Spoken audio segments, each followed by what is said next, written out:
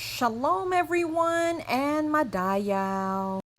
Look, we're now in Exodus. I've finished Genesis, but I want to come back to it because understanding Genesis is really the key factor to all this. And also, by the way, let me just tell you, Pope Francis has died this morning, and I was born Catholic, or not born, nobody's born Catholic. I was baptized Catholic a few months after I was born. But I grew up Catholic, and now I feel very non-denominational. But you know, Pope Francis was a roller coaster. There are times I love him. There are times I find him questionable. But maybe he's just trying to respond to the times. Anyways, let's go back to Exodus.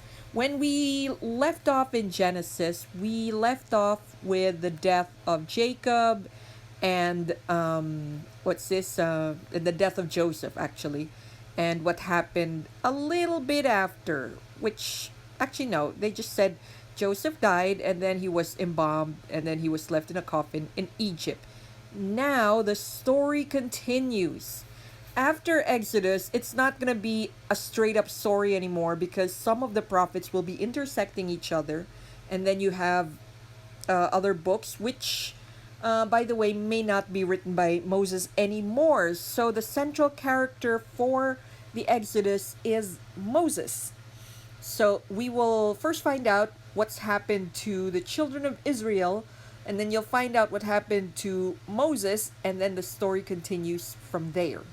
So you get a recap of the children of Israel. You've got Reuben, Simeon, Levi, Judah, Issachar, Zebulun, Benjamin, Dan, Naphtali, Gad, Asher. All the souls that came out of the loins of Jacob were 70 souls, for Joseph was already in Egypt. So it means 70 souls because those 70 people are his sons and their kids. Okay, so it doesn't mean that there's just 70. Remember that Jacob was very wealthy. He had slaves, he had manservants, he had men at arms, and then he had his sons. And then they had a lot of cattle, which the cattle they have used up, by the way, because the famine was really, really, really bad. So they had to give up some of the lands that Pharaoh gave them, but in exchange they can stay there, but they gave 10% back to Pharaoh. And they used up all their cattle, so they're really left with nothing by the time Exodus came. Okay, so the children of Israel were fruitful and increased abundantly and multiplied. Imagine all 12 kids, and all 12 kids had kids, and all 12 kids had kids. So it's really a lot. See, exceedingly mighty. Okay, so there's I think there's 400 years from the death of Joseph to this point in Exodus. Anyways, long story short, there's a lot of people. And the Pharaoh who's now here is not the Pharaoh, of course, it's not the Pharaoh of Joseph. It's been how many hundred years later. But the Pharaoh after Joseph wasn't kind to the people anymore.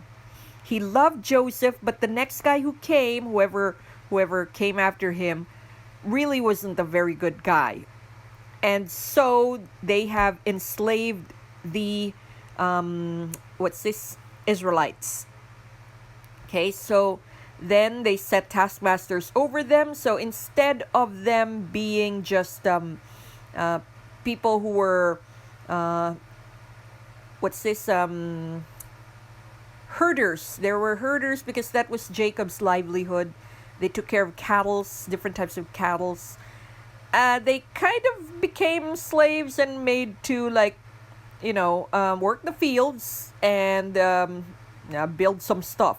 Well, anyways, hard bondage, mortar and brick. So they were made to do stuff, build stuff. And the king of Egypt spake to the Hebrew midwives, which name of one was Sifra, and the name of the other was Puah. And he said, when you do the office of a midwife, so it's not just like there's two midwives assigned to how many 100,000 Israelites. These guys were the head people, okay? Imagine this is like an office. So it's not a there's two midwives only. So if it's a son, you shall kill him, but if it's a daughter, she shall live. Okay, so the midwives feared God and did not do as the king of Egypt demanded and saved the male children. And the king of Egypt called the midwife again, and why have you done this thing? And the midwife said unto Pharaoh, because Hebrew women are not as Egyptian women, for they are lively and delivered ere the midwives come unto them. So they kind of lied and said, when we got there, they're already, they're already given birth. Therefore, God dealt well with the midwives. So God rewarded the midwives. And the people multiplied and waxed very mightily. And it came to pass, because the midwives feared God, that he made them houses. And Pharaoh charged all his people, saying, every son that is born ye shall cast ye into the river. So this started stuff. And by the way, Pharaoh will get justice later, or the people of Israelite will get justice because of what God will do with the plagues later.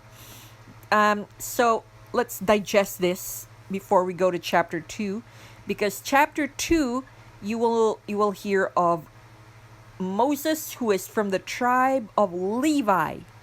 Okay, so remember when Jacob blessed his sons and gave proclamations and blessings upon them. The scepter will not depart Judah.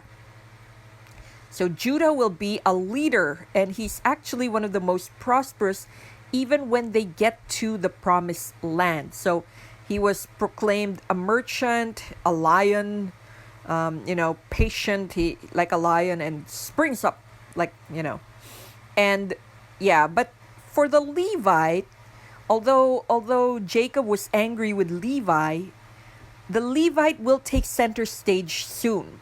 The Levite will have their day later, okay? So let's go back to here. So we get a name of all the sons again, and then just a brief what happened after Joseph died.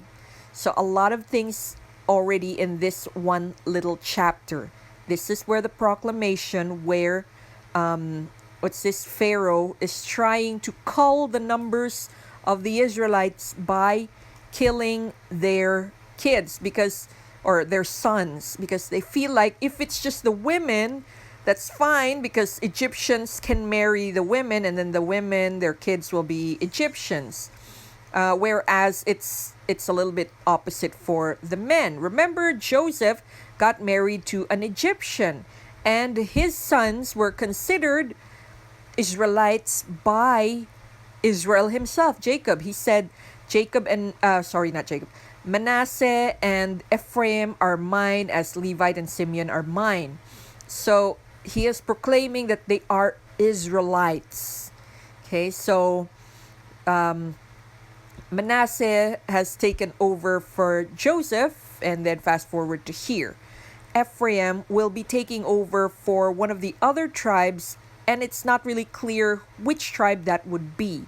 So a lot of speculation that it's going to be Dan, or maybe it might be Benjamin. So we don't know yet, because a lot of the Israelites, it's going to be a roller coaster ride here in Exodus, okay? Because they're going to go into pagan practices, which they've learned from the Egyptians, and some they've made up along the way. I'm not joking, they made up along the way. And God gets angry at them, punishes them, but forgives them again and loves them. And then later, when they're already in the promised land, there will be some of them, especially in Dan, that they will be back to their pagan practices, whether it's an Egyptian pagan practices or a made-up one. So, yeah. So anyways, Ephraim already has that proclamation. His name will not be here, but the people will be integrated into that. So, yeah. By the way, I will have a post of the names, because if you put together everyone's names, the 12 names together, they actually have a meaning, and it's very nice. Anyways, I'll get that and make that into a video of its own. But for now, welcome to the